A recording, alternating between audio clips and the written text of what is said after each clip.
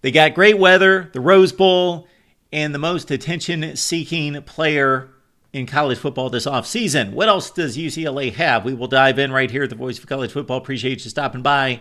Best discussion, debate, and analysis. Please check us out on the College Football Show Monday through Friday, 4 p.m. Eastern Time.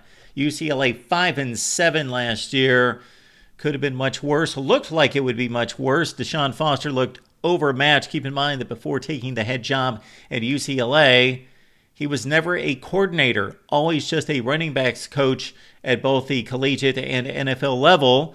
And UCLA was playing like it. 1-5 after a close loss at the Rose Bowl that showed signs and indications that they were coming around, in which they lost in the final 15 seconds against a decent Minnesota team. And then they turned it around, beat Nebraska on the road, beat Rutgers, also came up with a win against Iowa, played arch rival USC within one score, 19-13, but they came up short of a bowl appearance again at 5-7. Let's check out the quarterback position. Of course, Nico Iamaleava is the guy that I'm speaking of. Didn't have enough money at Tennessee, sought greener pastures elsewhere, probably found greener pastures, but not greener money at UCLA.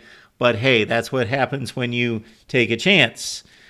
Basically, it turned out to be the first ever NIL deal between Tennessee and UCLA, as Joey Aguilar, the incoming quarterback from App State, who never played it down for the Bruins, turned around for Tennessee. So Nico brings 19 touchdowns, 5 interceptions in a redshirt freshman season, 68% completion percentage, and a running threat.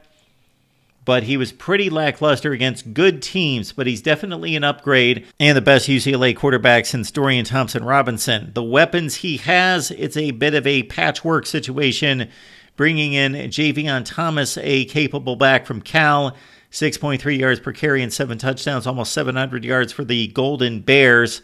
Jalen Berger's an experienced back at Wisconsin and Michigan State, but he has suffered from injuries. Anthony Woods comes in after a big season 2 years ago at Idaho, 1,155 yards.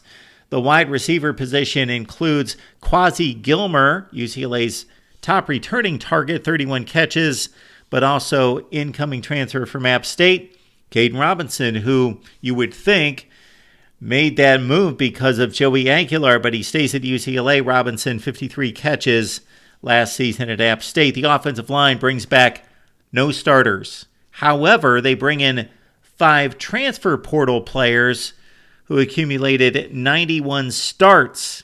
Last year, UCLA could not run it, 3.1 yards per carry, and gave up 34 sacks. So the offensive line has got to be better because the defense was really good last year, but we don't know about the defense coming back.